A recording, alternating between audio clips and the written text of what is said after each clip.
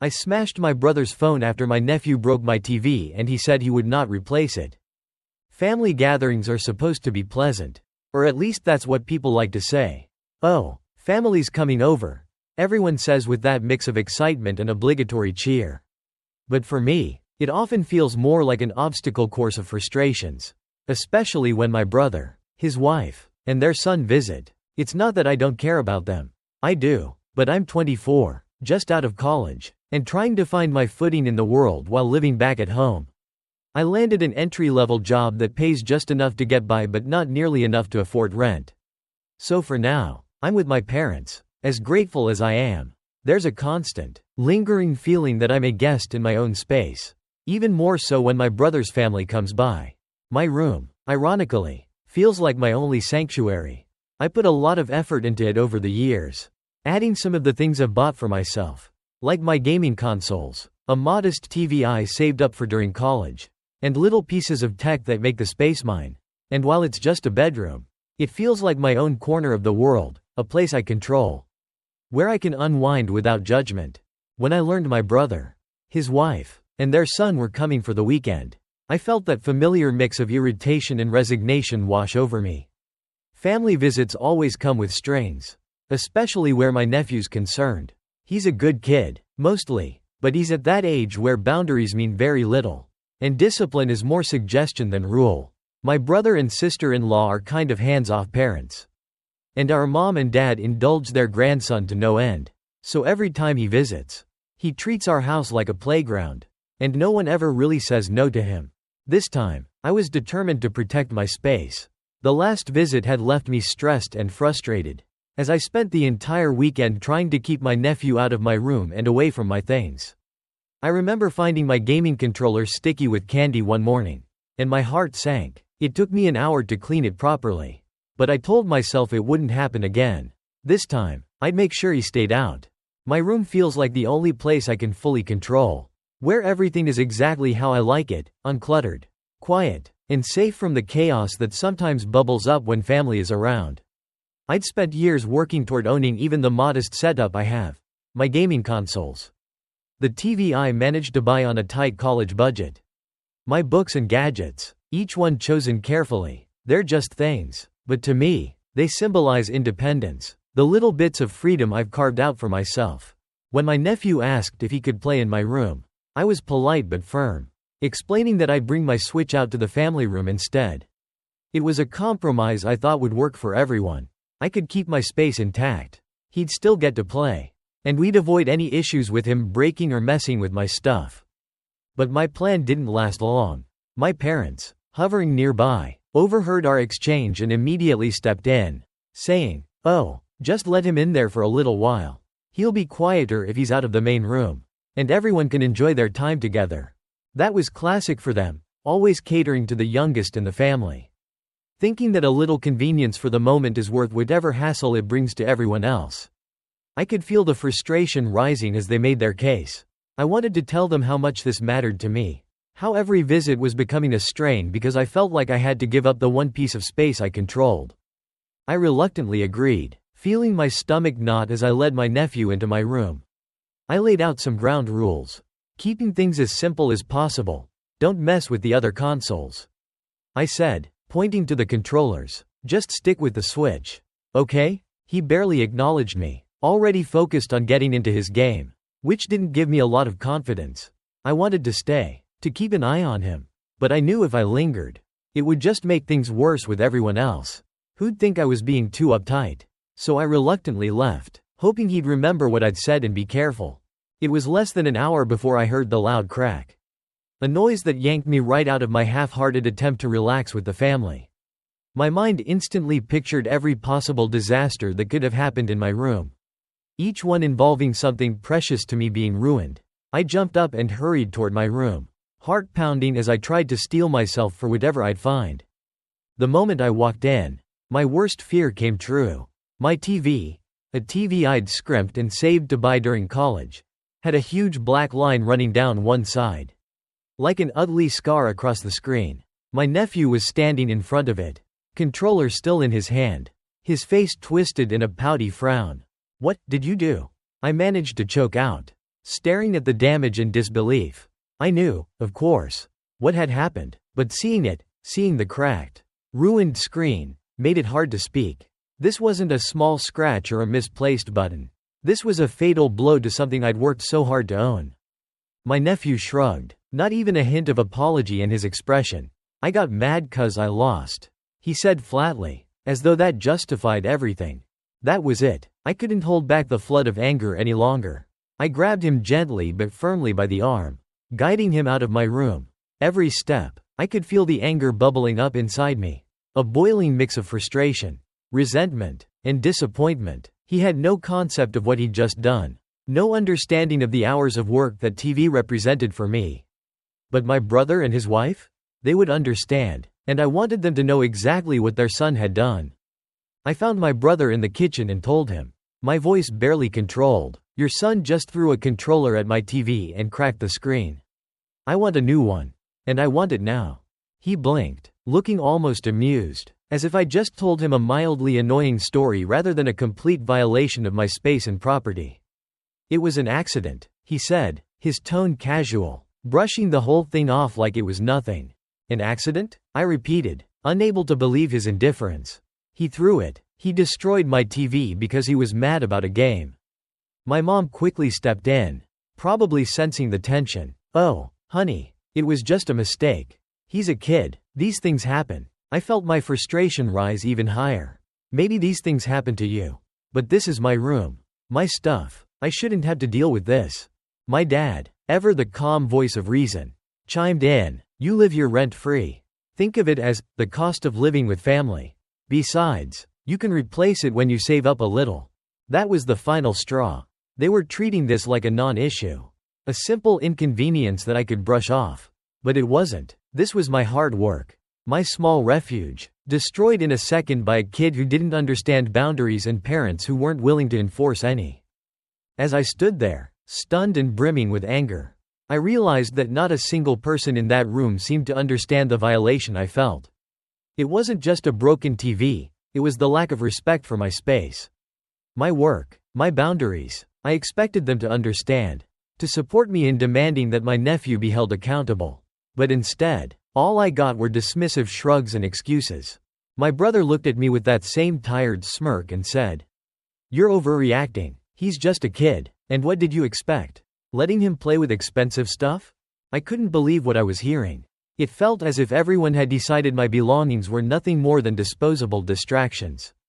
Things that could be sacrificed in the name of family harmony.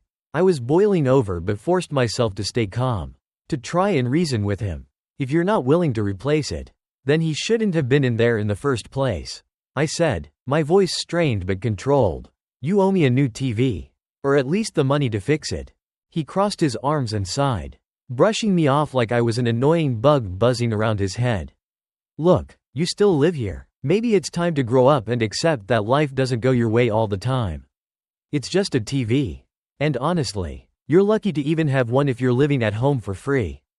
That did it. My chest tightened with a mix of anger and hurt, and I could feel the weight of his words settling heavily inside me. He had twisted my situation against me, used my struggles to minimize the significance of what had just happened.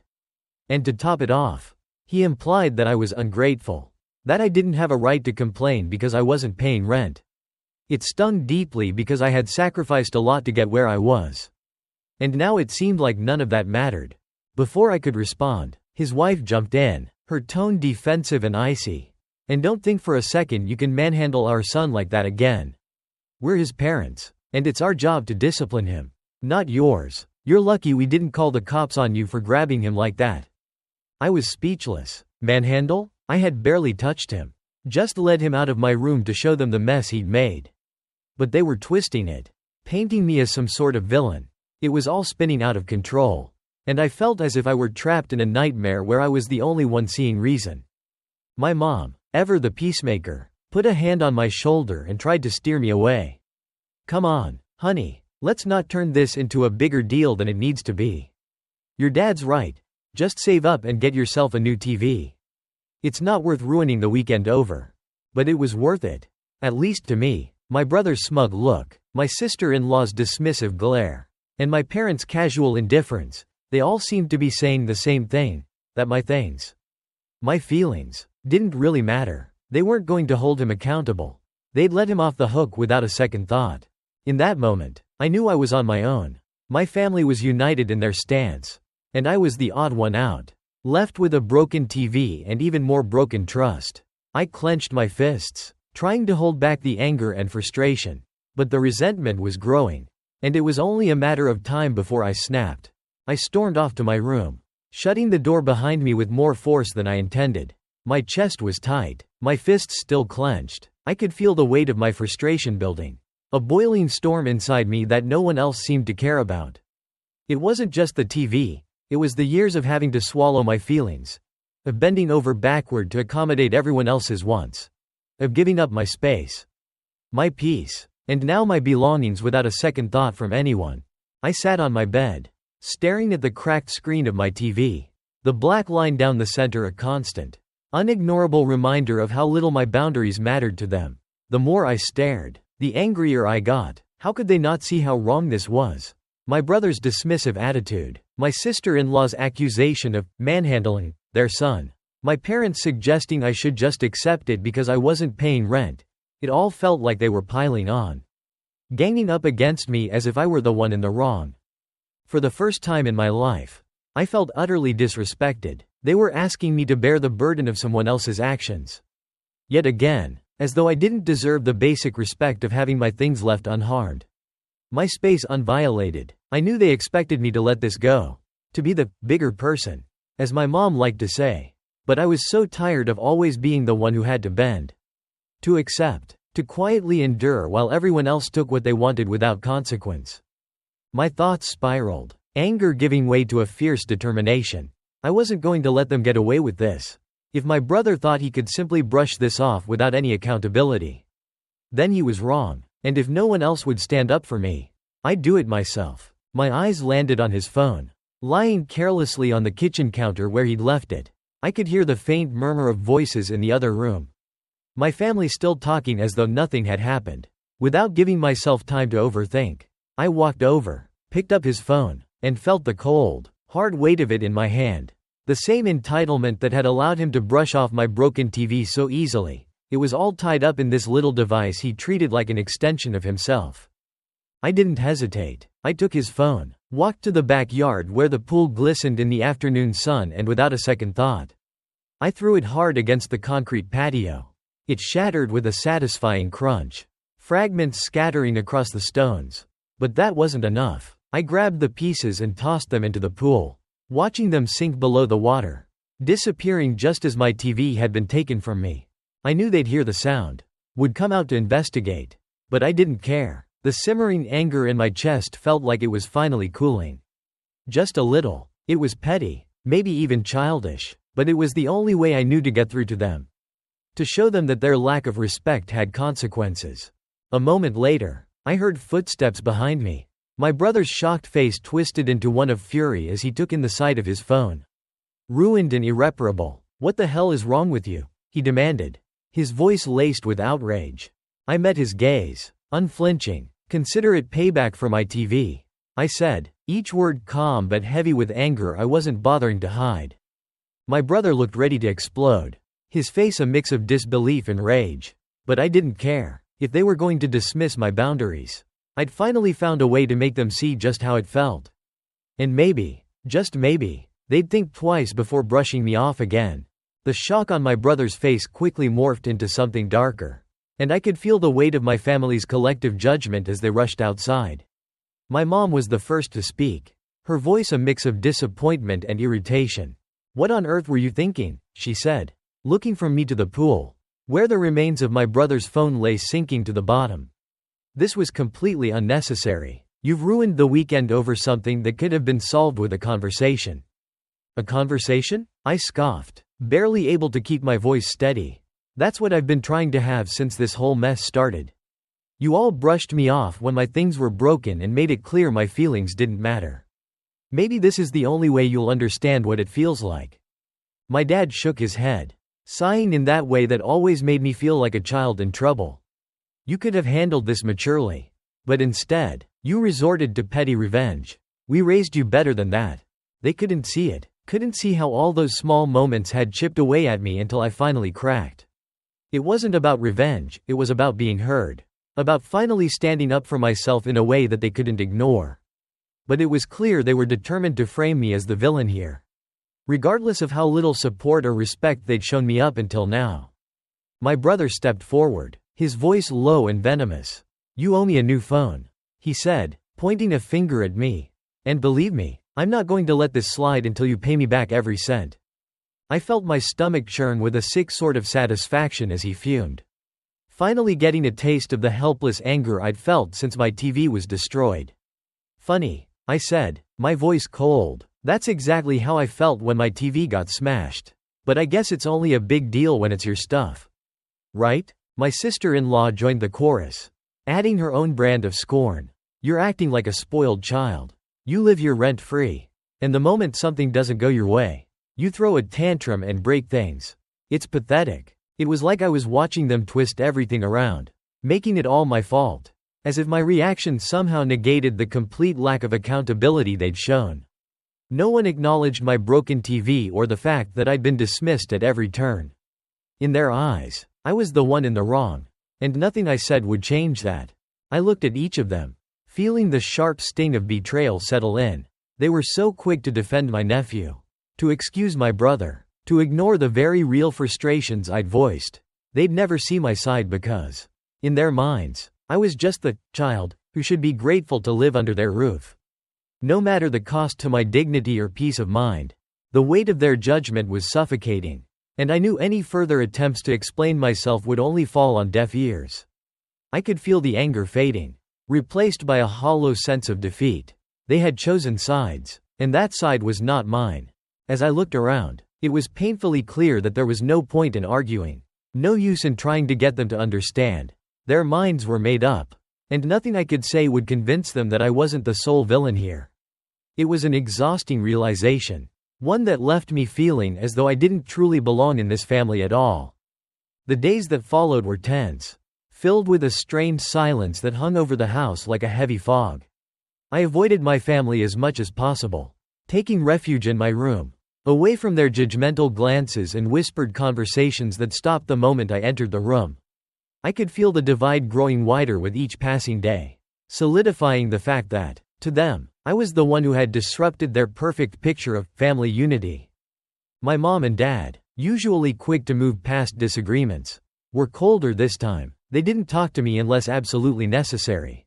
And when they did, it was with clipped words and tight, disapproving expressions. Even my mom, who normally tried to play mediator, had nothing to say to me. In her eyes, I had crossed a line that couldn't be easily forgiven, and her silence spoke volumes. My brother was worse. His anger hadn't waned at all, if anything. It seemed to simmer hotter each time he glanced in my direction. He refused to let the broken phone go, reminding me daily of the cost, sending me links to expensive replacements, and hinting loudly that he expected repayment, immediately.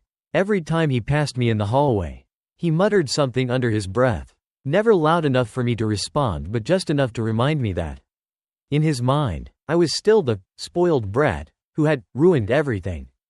But it was my father's silent disappointment that hurt the most. He didn't scold me or press me to apologize further. Instead, he looked at me with a weary sort of sadness whenever we crossed paths, as though I were a complete stranger who had let him down in ways he hadn't thought possible. Each look was a reminder that I'd shattered something beyond my TV or my brother's phone, something within my family that couldn't be easily pieced back together. I tried to keep my head down, to get through the days without making waves, but it was impossible to ignore the isolation I felt. Meals were especially awkward, filled with stilted, polite conversations that skirted around anything personal, as if they couldn't trust me to engage without creating chaos. It was as though I'd become a ghost in my own home. Invisible yet somehow the center of everyone's resentment. The loneliness gnawed at me. I'd always thought that no matter what happened, my family would at least try to understand me, to see things from my side. But now, it was clear that their loyalty was conditional. A fragile bond that could shatter the moment I refused to conform. I was expected to fall back in line, to apologize, to accept their narrative of the peaceful, forgiving family. Yet, I couldn't bring myself to do it. To make myself small just to restore their image of harmony. It was exhausting, carrying the weight of their disappointment, of being the person who had ruined everything. Even though I'd only wanted a simple acknowledgement of the boundaries they'd trampled over. I was tired of being the scapegoat, of letting their opinions shape how I saw myself. I tried to keep the peace, to be the bigger person, but in their eyes, I'd failed, and maybe that was something I would have to accept. So, I decided to pull back even more, to withdraw from the family dynamics that had once felt unbreakable. I focused on work, on saving up, on anything that would allow me to stand on my own and remove myself from the weight of their judgment. It was clear now that I couldn't change their perception, and trying to bridge the chasm between us would only leave me more bruised and broken. They could go on thinking I was the problem, the troublemaker, the one who had crossed the line. And maybe, in a way, I had, but it was a line I hadn't drawn. A line that they'd kept moving without a second thought for how it affected me. The silence stretched over the days that followed, suffocating and relentless. It wasn't just that my family was mad at me, there was something deeper. A layer of mistrust that had settled between us, thickening with every passing moment. I could feel them shutting me out, their laughter and conversation dwindling whenever I entered a room, their glances colder and more guarded. Even simple gestures, like passing the salt or asking about each other's days, had become stilted and tense. They had closed ranks, and I was the outsider, left to stew in my own thoughts. I couldn't help but feel betrayed, though I knew they would never see it that way. They saw my reaction as overblown, an unnecessary escalation, but to me, it felt like the first time I'd actually stood up for myself. I had grown so used to bending, to letting things slide, to brushing off their disregard as just family dynamics. But now, I could see it more clearly for what it was, a lack of respect. A casual disregard for my boundaries and my belongings. I kept turning everything over in my mind, wondering if I'd made a mistake. Should I have just swallowed my pride and let the broken TV go? Knowing that they would never have seen my side of it anyway? Was I really the unreasonable one here, for wanting just a sliver of accountability? But each time I tried to talk myself down, to convince myself that maybe they were right, I remembered the look on my brother's face when he told me he wouldn't pay for my TV. I remembered how quickly my parents had dismissed my frustration, how they'd twisted my financial situation to imply I somehow didn't deserve the things I worked so hard for. And slowly, a glimmer of resolve began to grow inside me. If they wouldn't respect me or my boundaries, then maybe I needed to start respecting myself more. Even if that meant pulling away from them. I realized I didn't have to accept their judgments or make peace with being treated as the family scapegoat. I had options, even if they were difficult ones. Maybe it was time I thought about moving out, finding my own space where I didn't have to justify my feelings or put up with their double standards. I began researching apartments in the area, checking my finances to see what I could realistically afford. It wouldn't be easy, but the thought of having a place of my own, no strings attached, no family drama to tiptoe around, was becoming more and more appealing. I pictured a small, quiet space that was wholly mine, where I could set my own boundaries without fear of them being crossed. The image brought me a sense of peace I hadn't felt in weeks, maybe even years. There was, of course, a pang of sadness that came with this decision.